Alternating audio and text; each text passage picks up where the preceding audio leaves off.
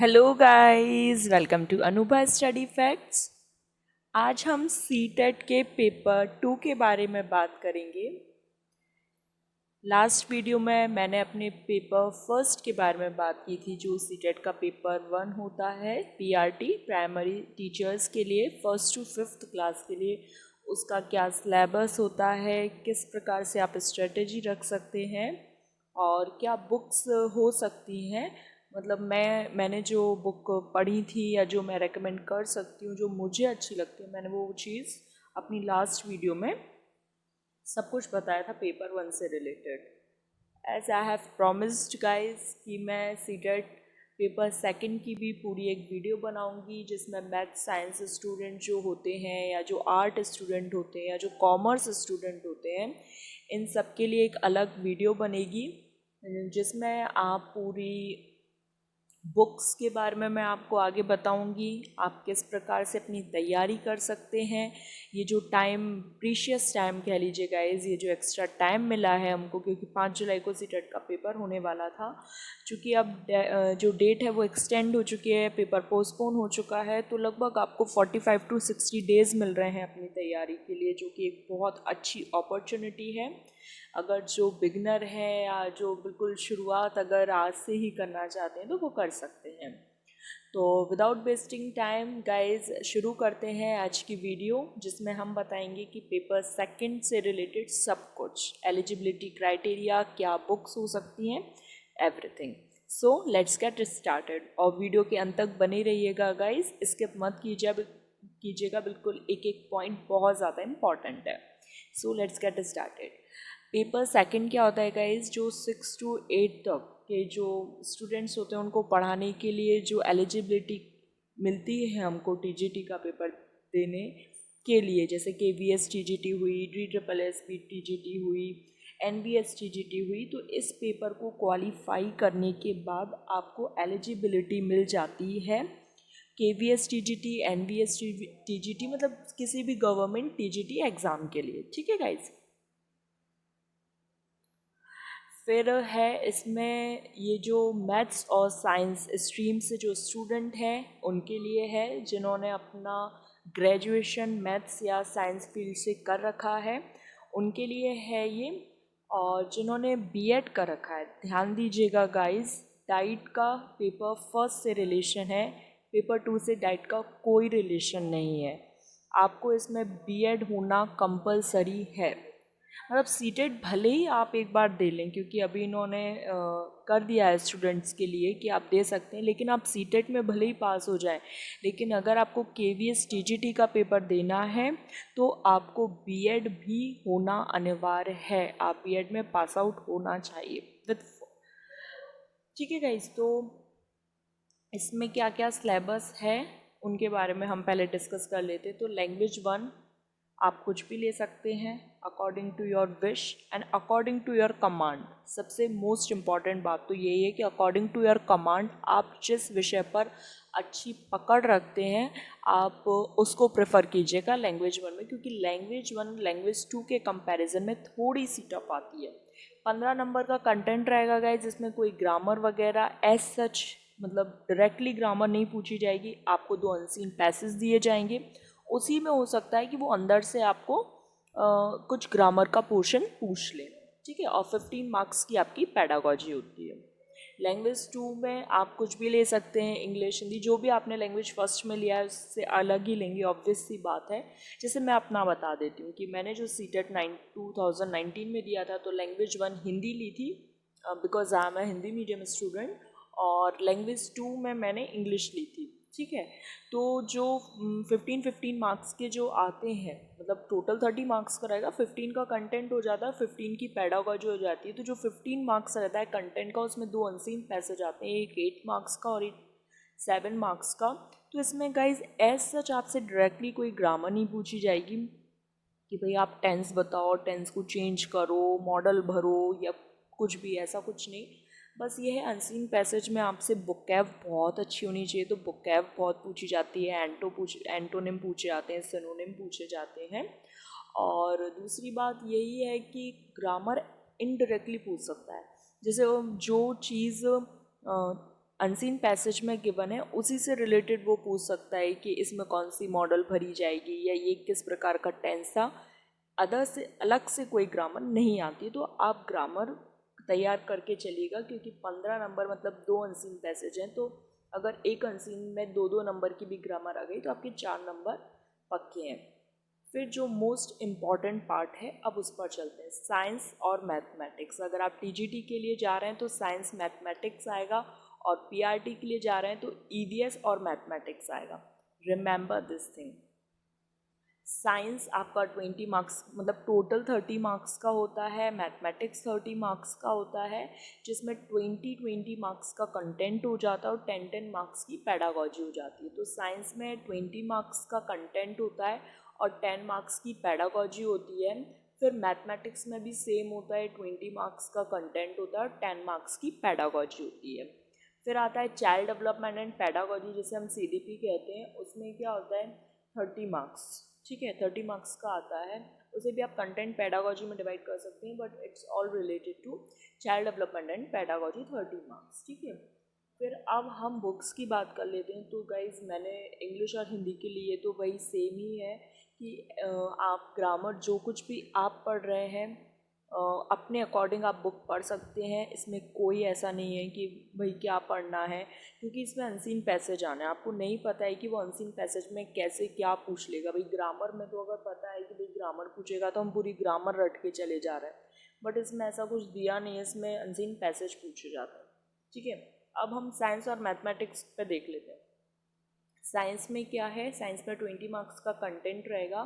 तो according to me आप NCERT जितना प्रेफर कर सकते हैं आप उतना ज़्यादा, मतलब जितनी ज़्यादा पढ़ सकते हैं आप उतना पढ़िए। 6th से लेके आप 10th तक भी अगर एनसीईआरटी कर लेते हैं तो गाइज बहुत ज़्यादा मोर देन इनफ रहेगा। 6 to 8 तो बिल्कुल कंपलसरी ही है। अगर जैसे बिल्कुल किसी ने अगर अभी तक कुछ भी नहीं पढ़ा है तो भाई 6 to 8 तो पढ़ ही लीजिए। और अगर जो सब कुछ पढ़ चुके हैं या उनको लग रहा है कि हाँ अप्रॉक्स मेरी मतलब तैयारी हो चुकी है और अभी टाइम भी मिल गया है अच्छा खासा, तो आप एनसीईआरटी पढ़ सकते हैं।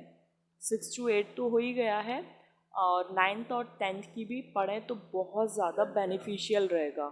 फिर उसके बाद आता है मैथमेटिक्स। तो मैथमेटिक्स में भी गाइस सेम है कि आप 6th से 8th तक का अगर मैथ्स कर लेते हैं तो बहुत अच्छा है, काफ़ी कुछ आ जाएगा इसी के अंदर से। लेकिन फिर भी अगर कोई बिल्कुल चांस नहीं लेना चाहता, एक भी क्वेश्चन सोच रहा है कि नहीं मतलब छोड़ के ना आना पड़े या गलत ना हो, तो 6 से लेकर 10 तक की एनसीईआरटी मेन सोर्स है। क्योंकि ये बात आप सबको पता है कि जो सीटेट है वो सेंट्रल बोर्ड द्वारा कंडक्ट किया जाता है। तो ऑब्वियस सी बात है गाइज कि जो एनसीईआरटी है मतलब they are more than enough. किसी भी सब्जेक्ट की अगर आप साइंस की हो, मैथमेटिक्स की हो या फिर इवन साइकोलॉजी की भी हो तो मोर देन इनफ हो जाता है, ठीक है गाइज। तो साइंस की तो अपने चैनल पर मैं वीडियोस अपलोड कर ही रही हूँ। अगर आप नहीं देख रहे हैं तो अनुभव स्टडी फैक्ट्स के नाम से सर्च कर सकते हैं, और मैं लिंक भी डिस्क्रिप्शन बॉक्स में दे दूँगी। तो आप साइंस की आराम से वहाँ से कवर अप हो सकती है आपकी। और CDP child development and pedagogy भी हमारे चैनल पर चल रही हैं वीडियोस, ठीक है। रही बात सीडीपी की गाइस, तो मैं सीडीपी ना जो पेपर फर्स्ट और पेपर सेकंड में कुछ अलग से नहीं होता है, पर इनके जो पूछने का जो तरीका होता है ना वो थोड़ा सा हायर हो जाता है, मतलब थोड़ा सा ट्विस्ट कर कर क्वेश्चंस पूछे जाते हैं। तो उसके लिए भी गाइज वही है कि आप अपनी जो थ्योरी है उस पर कमांड अच्छी कर लें। तो उसके लिए मैंने रीड सिखवाल पब्लिकेशन बताई थी आपको, उसकी थ्योरी काफ़ी अच्छी है और मतलब आपके सारे कंसेप्ट्स बिल्डअप हो जाएंगे। और चैनल पर अभी तक 8 से लेकर 10 वीडियोस अपलोड हो चुकी हैं, क्योंकि ये बिल्कुल न्यू चैनल है गाइज। तो मैं भी कोशिश कर रही हूँ एक दिन में 4-4 वीडियोस डाल रही हूँ कि मतलब जो भी मैंने तो एक्चुअली 5 जुलाई का ही सोचा था कि सीटेट होगा, तो मैंने उसके अकॉर्डिंग एक दिन में 4-4 वीडियोस डालना भी शुरू कर दी थी। शुरू से ही मैंने 4-4 वीडियोस डाली कि मतलब जितना जल्दी हो सके मैं कवर अप करूं। और अब थोड़ा सा टाइम मिल गया है तो मैं सोचूं कि साइंस की जो एनसीईआरटी है उसकी समरी बनाकर भी मैं चैनल पर अपलोड करूं। तो आप लोगों के लिए बहुत ज़्यादा बेनिफिशियल रहेगा ये। और सीडीपी की चल ही रही है गाइस, रोज़ एक वीडियो सीडीपी की, एक साइंस की, एक ईवीएस की, और एक जो पेपर 2 अभी जो जिसके बारे में हम आगे डिस्कस करेंगे, सोशल साइंस से रिलेटेड होता है जो, या जो कॉमर्स के स्टूडेंट हैं उनके लिए, तो उसकी भी एक वीडियो रोज़ अपलोड हो रही है। मतलब 4 वीडियोस पर डे अपलोड होती हैं गाइस। कीप सपोर्टिंग एंड आप अगर इसी तरीके से देखते रहेंगे, प्यार देते रहेंगे, तो ऑब्वियस सी बात है मुझे भी बहुत ज़्यादा मोटिवेशन मिलेगा। और खैर ये सब बातें बाद में करेंगे, अभी आपका टाइम बहुत ज़्यादा प्रीशियस है और मैं पर डे वीडियो अपलोड कर रही हूँ। थोड़ी सी और ज़्यादा कोशिश करूँगी कि ज़्यादा टाइम, मतलब थोड़ा सा भी मैंने बहुत छोटी छोटे टाइम पीरियड की वीडियोस बनाई थी। अब मैं सोच रही हूँ कि एक ही वीडियो में ज़्यादा से ज़्यादा कवर अप करने की कोशिश करूँ। तो आप चैनल पर देख सकते हैं गाइज़, वो आप लोगों के लिए बहुत ज़्यादा बेनिफिशियल रहेगा। एक तो क्या है, मेरा खुद का एक्सपीरियंस जुड़ जाएगा उसमें कि किस तरीके से क्वेश्चंस आते हैं, आपको क्या पढ़ना है क्या नहीं पढ़ना, और एंड मोमेंट पर सबसे मेन इम्पॉर्टेंट रहता है कि आप लास्ट टाइम पर क्या पढ़ें। तो वो भी मैं अपनी जो स्ट्रेटजी है वो आप लोगों के साथ शेयर करती जाऊंगी। और ये बात अगर अभी कोई मुझे देख रहा होगा तो ये चूँकि बहुत लास्ट में बात हो रही है इस चीज़ की, तो ये वही लोग देख रहे होंगे जो अभी तक वीडियो देख रहे हैं, और ये इन लोगों के लिए बहुत ज़्यादा बेनिफिशियल रहेगा। क्योंकि अगर आप कोई चीज़ मन से कर रहे हैं तभी आप अभी तक मेरी वीडियो पर इतने टाइम तक टिके हुए हैं। तो गाइज़ मैं बस अपना एक्सपीरियंस शेयर करूँगी आप लोगों के साथ, क्योंकि क्या है कि सीटेट एकदम बहुत ज़्यादा बड़ा कर देते हैं, आदमी डरा देते हैं कि अरे सीटेट है, सेंट्रल बोर्ड द्वारा कंडक्ट होता है और बहुत सारी चीज़ें। और हालांकि हम लोगों को न्यूज़पेपर में देखने को भी मिलता है कि इसका जो परसेंटेज है वो बहुत ज़्यादा कम रहता है, 12-15% ही रहता है। मतलब 30 लाख फॉर्म भरे होते हैं जिसमें से 3 से 3.5 लाख लोग ही पास हो पाते हैं, तो 10-12% ही रहता है जो कि रिज़ल्ट निकल कर आता है। तो हम लोग भी बहुत ज़्यादा नर्वस हो जाते हैं कि पता नहीं कैसे क्या होगा। तो गाइज़ अगर आप आराम से और अभी से ही ज़्यादा, चलो ठीक है आपने अगर पहले नहीं पढ़ा है वो सब लेट इट बी, अगर आप आज से ही पढ़ाई शुरू कर देंगे तो मतलब मैं नॉट एज गारंटी, बट हाँ मेरे अपनी तरफ से पूरा 100% रहेगा कि आप लोग सीटेट फर्स्ट टाइम में क्रैक कर लेंगे। ठीक है, तो ये मैथ्स और साइंस स्टूडेंट्स के लिए हो गया। अब हम कॉमर्स और सोशल स्टडीज़ वाले बच्चों के लिए या स्टूडेंट्स के लिए बात करेंगे कि वो लोग किस तरीके से तैयारी करें। तो अब हम बात कर रहे हैं commerce and social science students की, मतलब जिन्होंने ग्रेजुएशन में बीकॉम किया है या बीए किया है, मतलब आर्ट स्ट्रीम से हैं या कॉमर्स स्ट्रीम से हैं, सोशल साइंस मतलब वही आर्ट, तो उन लोगों के लिए है। तो वही है guys, language 1 15 marks content, pedagogy 15 marks जिसमें 7 और 8 मार्क्स के दो अनसीन पैसेज आएंगे। लैंग्वेज 2 होगा, वो भी 15 मार्क्स है जो कि 7 और 8 मार्क्स का आएगा। और पेडागोजी वही 15 मार्क्स। अब जो मोस्ट इम्पॉर्टेंट थिंग है कि कॉमर्स स्टूडेंट के लिए भाई क्या आता है, क्या उनके लिए साइंस आएगा, क्या उनके लिए मैथ्स आएगा, क्या उनके लिए आर्ट्स मतलब सोशल स्टडीज़ आएगी, क्या आएगा। तो गाइस सोशल साइंस आता है, आर्ट वालों के लिए तो ऑब्वियस सी बात है कि सोशल साइंस आएगा, लेकिन जो कॉमर्स स्टूडेंट हैं उनके लिए भी आएगा। ठीक है, तो वो कितने मार्क्स का आएगा, 40 मार्क्स का कंटेंट आएगा और 20 मार्क्स की पेडागोजी आएगी। ठीक है, सीडीपी भाई 30 मार्क्स। अब बुक्स, भाई बुक्स आपको कोई अलग अलग बहुत ज़्यादा तामझाम नहीं करना है, देखो सही बताएं बिल्कुल, क्योंकि अगर आप हर चीज़ के लिए या हर पेपर के लिए ऐसे डिफरेंट डिफरेंट बुक्स लेने लगे ना तो हो गया, फिर तो मतलब बहुत ही मुश्किल है, क्योंकि आप बुक्स में ही फंसे रह जाओगे, टू बी वेरी ऑनेस्ट। क्योंकि अगर आप इतनी लंबी वीडियो देख रहे हैं और आप मेरे साथ जुड़े हुए हैं तो मतलब आप सच में बहुत ज़्यादा अंदर से इंस्पायर्ड है और आप अंदर से कुछ करना चाहते हैं वाकई में।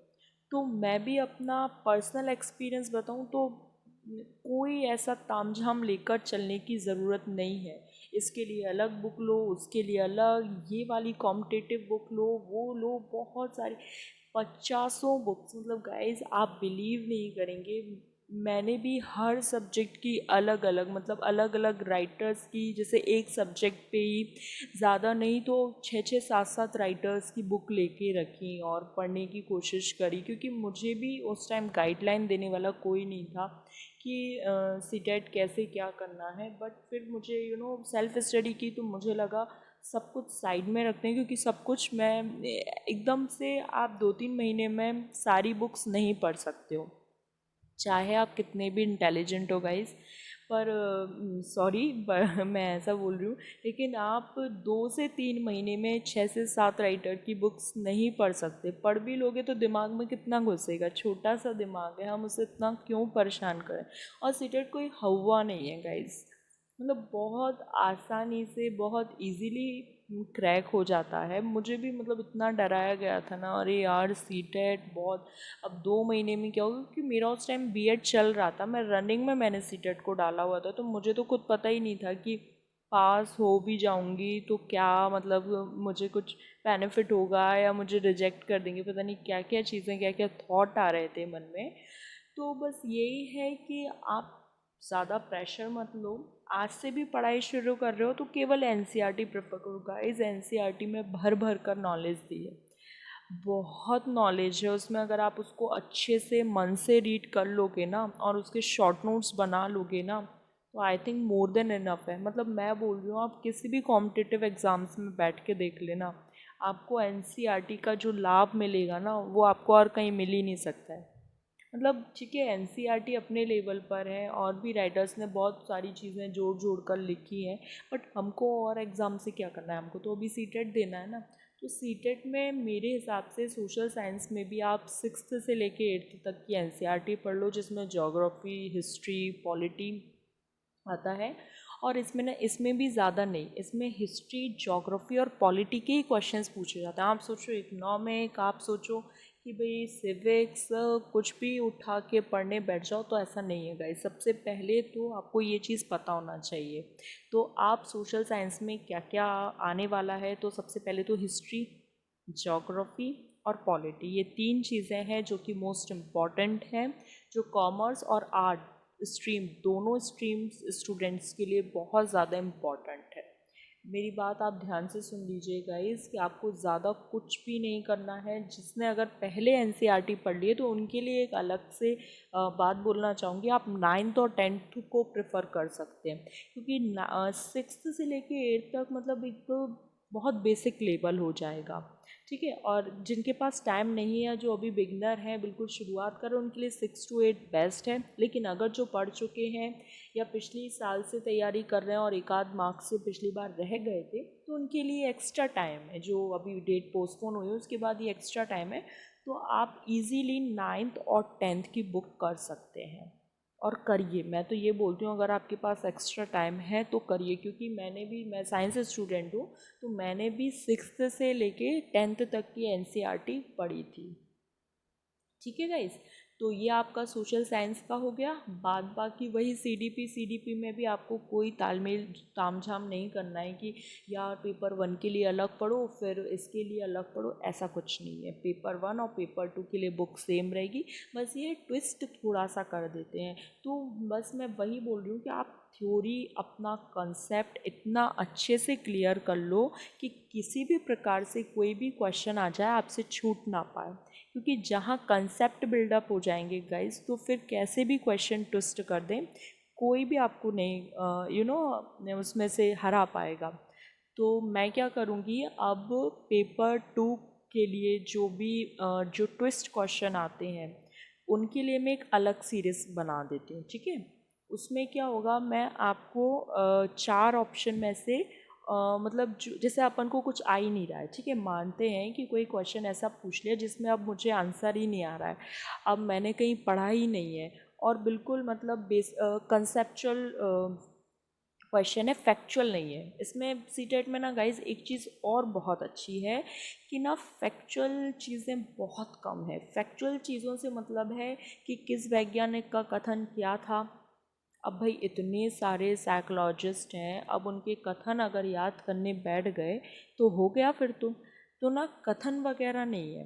उसके बाद अगर आएगा भी तो एक आध नंबर में आ जाएगा, तो इतनी ज़्यादा कोई तोप नहीं है कि आप 1 मार्क्स के लिए पूरे साइकोलॉजिस्ट की भर भर कर बिल्कुल कथन एज टिक्टो लर्न करने बैठ गए।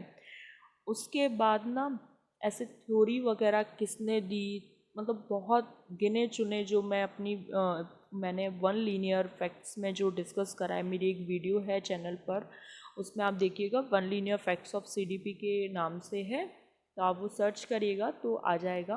तो उसमें भी मतलब मैंने जो भी मोस्ट इम्पॉर्टेंट फादर्स हैं जैसे सीडीपी के हो गए, आपके स्ट्रक्चरलिज्म है, फंक्शनलिज्म है, बिहेवियरिज्म है, ये सब के मैंने करा दिए। अब आप सोचो कि हर एक थ्योरी का आपको फादर पता हो, उसका साइकोलॉजिस्ट का नाम पता हो, तो ऐसा नहीं होता है। तो सी टेट में ना ये चीज़ बहुत अच्छी है, आपसे फैक्चुअल क्वेश्चन 30 में से मुश्किल से 1 या 2 पूछेगा। ठीक है, तो हम क्या करेंगे, अब से 2 से 3 दिन बाद हम एक नई सीरीज़ चलाएंगे जिसमें हम कंसेप्चुअल क्वेश्चन लेकर आएंगे। और कंसेप्चुअल क्वेश्चन में मैं क्या करूँगी, आप लोगों को ये बताऊँगी कि जो क्वेश्चन का आंसर हमें बिल्कुल नहीं आ रहा है, हमने पढ़ा नहीं है, कि भाई एक टीचर जो है, एक शिक्षक, वो अपने विद्यार्थियों को कैसे पढ़ाए या कुछ भी, ये तो बहुत बेसिक हो गया, मतलब कुछ भी आ जाता है। अब हमने नहीं पढ़ा एज इट इज़ कि भाई ये कैसे क्या पढ़ा है, तो मैं आपको ना चीज़ें ट्रिक सिखाऊंगी कि आप उसमें से उस क्वेश्चन को उस ऑप्शंस को हटाएं, और जो ऑप्शन बचेगा वो अपना आंसर हो जाएगा। तो गाइज़ ये वीडियो बहुत ज़्यादा लेंदी नहीं करूँगी मैं, क्योंकि आपका टाइम बहुत ज़्यादा प्रीशियस है। बस थोड़ा सा क्या है, अपना एक्सपीरियंस शेयर करूँगी, तो आपको उससे एक तो मोटिवेशन मिलेगा, क्योंकि अगर जो मतलब न्यू स्टूडेंट्स हैं या जिन्होंने अभी बीएड ही की करके निपटे हैं, ग्रेजुएशन किया है, तो उनको लग रहा है यार मेरा फर्स्ट अटेम्प्ट है, पता नहीं क्लियर हो पाएगा नहीं हो पाएगा। और सबसे बड़ी बात, इस बार जो सीटेट अभी लोगों का जो निकलेगा, तो केवी की भी वैकेंसी, केवीएस मतलब केंद्रीय विद्यालय की भी वैकेंसी आने की पूरी संभावना है।